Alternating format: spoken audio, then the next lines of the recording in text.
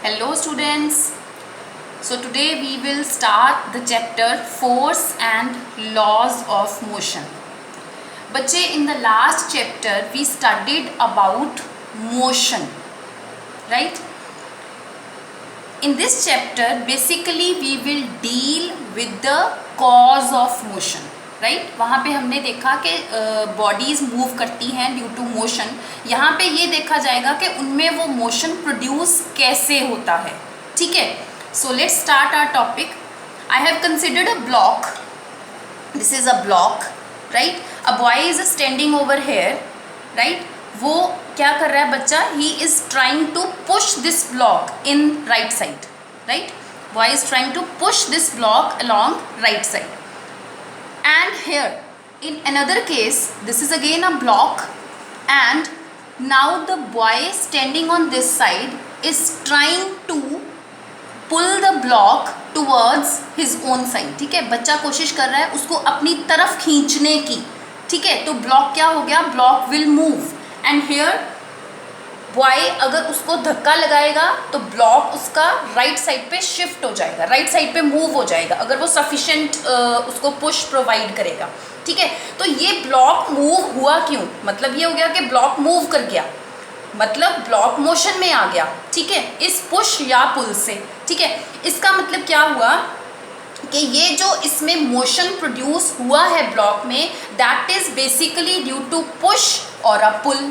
ठीक है, motion produce हुआ है ड्यू टू पुश और पुल. देन हम कह सकते हैं कि ये पुश और पुल बेसिकली है क्या? This is force, right. Force जो है दो तरह की हो सकती है, या तो हम उसको पुश करेंगे किसी बॉडी को, या हम पुल करेंगे.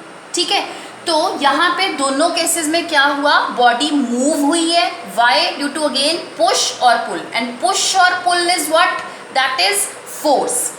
So question is what causes motion? Then the answer would be force, right? Motion किसकी वजह से प्रोड्यूस हुआ था? या पुश की वजह से या पुल की वजह से? लेकिन पुश या पुल क्या है? These are again force. So इसका मतलब मोशन का कॉज क्या है? Force. Next is what is force? तो बच्चे फोर्स है, इट इज अ पुश और a pull on a body to bring a change in its shape, size, direction of motion, state of rest and motion.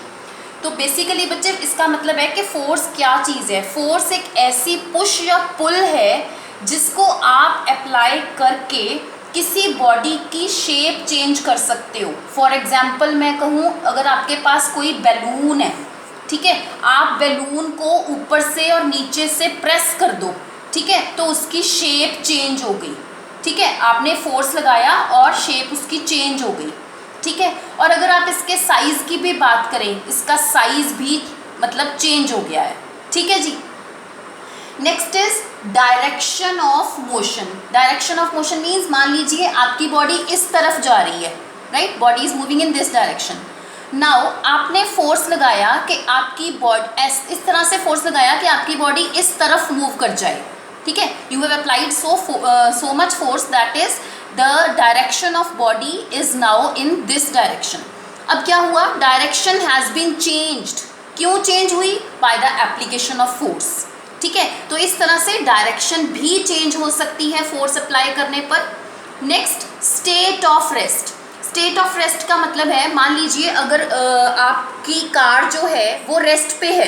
ठीक है, आपकी car rest पे है, खड़ी है आपके घर में.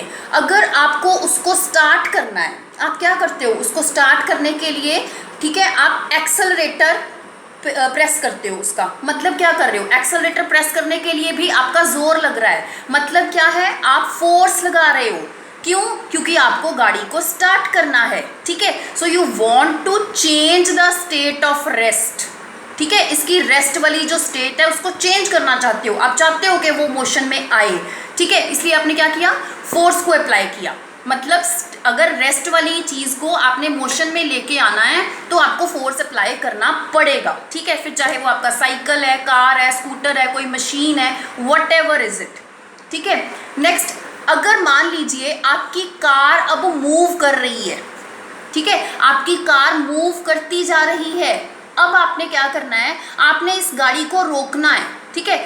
आप अगर इसको रोकना चाहते हो तो आप क्या करोगे, अब आप इसके ब्रेक्स पे पैर रखोगे, ठीक है। कार को रोकने के लिए क्या करोगे, ब्रेक्स पे पैर लगाओगे, ठीक है। ब्रेक्स मतलब क्या किया आपने, अपने फुट के थ्रू उसके ब्रेक्स को प्रेस किया, मतलब पैर के थ्रू आपने वहां पे फोर्स लगाया, ठीक है। फोर्स लगाया किसके ऊपर, ब्रेक्स के ऊपर। तो हुआ क्या, कार आपकी रुक गई, ठीक है। कार आपकी कहाँ आ गई है, रेस्ट पे आ गई है। इसका मतलब अगेन क्या हुआ, आपकी गाड़ी मोशन में थी, आपने ब्रेक्स पे फोर्स लगाया और गाड़ी किस में आ गई है, अब रेस्ट में आ गई, या कह लो अगर स्पीड कम हुई है तो स्पीड कम हो गई, लेकिन उसकी स्टेट तो चेंज हुई ना, ठीक है। तो इसका मतलब क्या है कि फोर्स ओवरऑल क्या कुछ कर सकता है, it can bring a change in its shape, it's means body की शेप चेंज हो सकती है, बॉडी की साइज चेंज हो सकता है, उसकी मोशन की डायरेक्शन को हम बदल सकते हैं, स्टेट ऑफ रेस्ट चेंज हो सकती है और स्टेट ऑफ मोशन चेंज हो सकती है on the application of force. So this is the definition of force. Note it. Next is force is a vector quantity. अब कैसे बेटा, वेक्टर क्वांटिटीज आपने मोशन चैप्टर में करी थी, कौन सी होती हैं, जिनका मैग्नीट्यूड, ठीक है, मैग्नीट्यूड भी होता है और उनकी डायरेक्शन भी होती है, ठीक है। The quantities having magnitude as well as direction both are known as vector quantities. अब फोर्स जो क्वांटिटी होती है बेटा, इसका मैग्नीट्यूड भी होता है। जैसे हम कहते हैं कि मान लीजिए हमने पिछले केस में लिया था कि बॉय ने इस ब्लॉक को पुश किया है, बॉय ने इस ब्लॉक को पुश किया है, ठीक है। तो उसने कुछ अमाउंट तो फोर्स की लगाई होगी, लेट इट बी 1 न्यूटन लगाई है, ठीक है, 1 न्यूटन लेट इट बी। तो ये 1 जो है वैल्यू, ये 1 न्यूटन जो ये जो वैल्यू है, ये इसका मैग्नीट्यूड हो गया। डायरेक्शन इसकी कौन सी है, इस तरफ, that is along x axis, ठीक है। तो इसका मतलब इसका मैग्नीट्यूड भी है और डायरेक्शन भी है, तो फोर्स हो गई एक vector quantity. Next is what changes can occur in a body on application of force। बच्चे that we have already done कि फोर्स के साथ क्या क्या हो सकता है, it can change the shape of the body, example हमने डिस्कस करी थी बैलून वाली। It can also change the size of the body, then it can also change the direction of motion, ठीक है। एग्जाम्पल हमने कहा था कि बॉडी पहले राइट की तरफ जा रही है, फोर्स हमने अप्लाई किया, उसने अपनी डायरेक्शन चेंज कर ली, ठीक है। Then change in state of rest और मोशन, जहां हमने कार को स्टार्ट करने की और कार के ऊपर ब्रेक लगाने की एग्जाम्पल डिस्कस करी थी। Then last you may add this one also that force can also rotate a body. अब जैसे बच्चे एग्जाम्पल ले रही हूँ मैं, यहाँ पे सेंटर में यहाँ एक बॉय है and he is holding a thread, उसने एक थ्रेड पकड़ा हुआ है और उस थ्रेड के दूसरे एंड पे स्टोन टाई किया हुआ है उसने, ठीक है। And what he is trying, वो उस थ्रेड को इस तरह से अपने आसपास इस तरह से घुमा रहा है, ठीक है, इस तरह से घुमा रहा है, ठीक है। Whirling of this stone is being done by this boy, ठीक है, घुमा रहा है अपने आसपास हेड के ऊपर। अब क्या हो रहा है, ये क्यों घूम रहा है स्टोन, क्योंकि बॉय इसके ऊपर फोर्स लगा रहा है, ठीक है, बॉय इसके ऊपर फोर्स लगा रहा है थ्रेड के थ्रू, ठीक है। तो मतलब क्या है, force can also rotate a body, ठीक है। So these are the effects that can occur in a body under the application of force.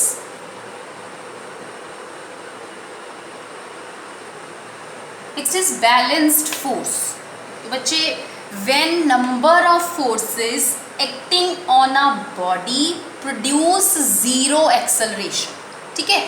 Body है, उसके ऊपर बहुत सारे फोर्सेस अप्लाई हो रहे हैं सपोज, ठीक है। तो लेकिन बॉडी में एक्सेलरेशन कोई भी प्रोड्यूस नहीं हो रही, ठीक है। Remember this point that acceleration here is zero.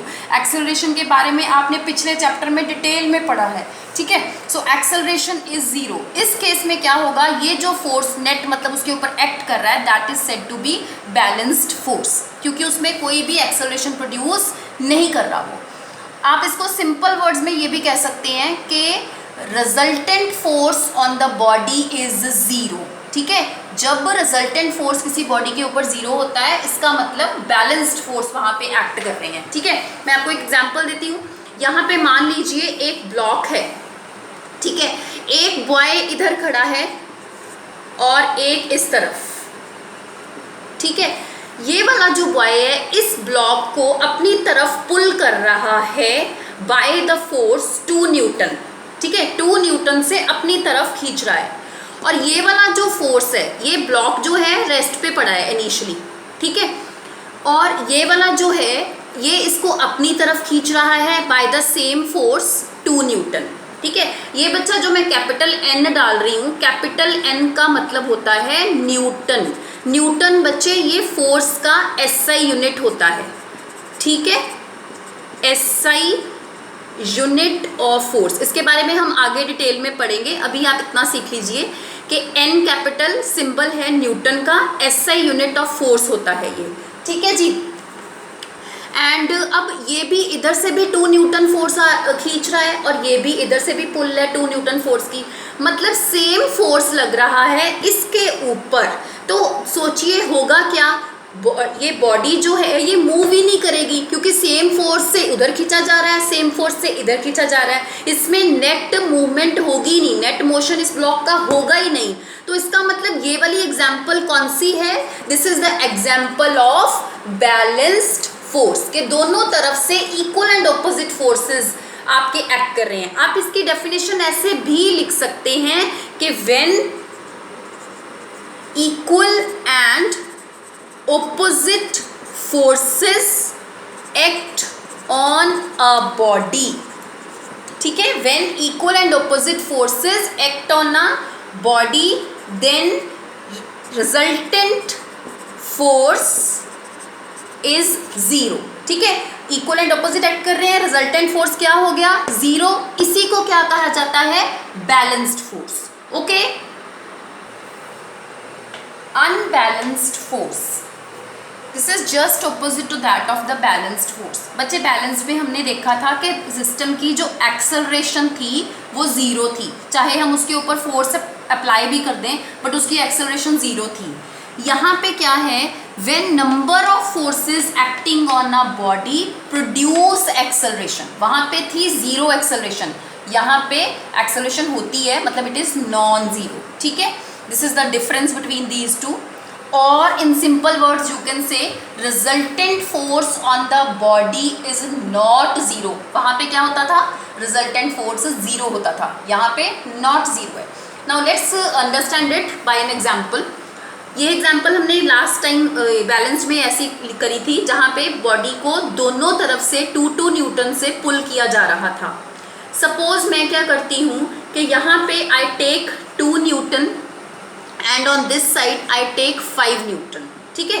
कि जो फर्स्ट बॉय है वो इस ब्लॉक को लेफ्ट साइड को पुल कर रहा है बाय द फोर्स 2 न्यूटन, और जो सेकेंड बॉय है वो इसको इधर को पुल कर रहा है अपनी साइड पे बाय द फोर्स 5 न्यूटन, ठीक है।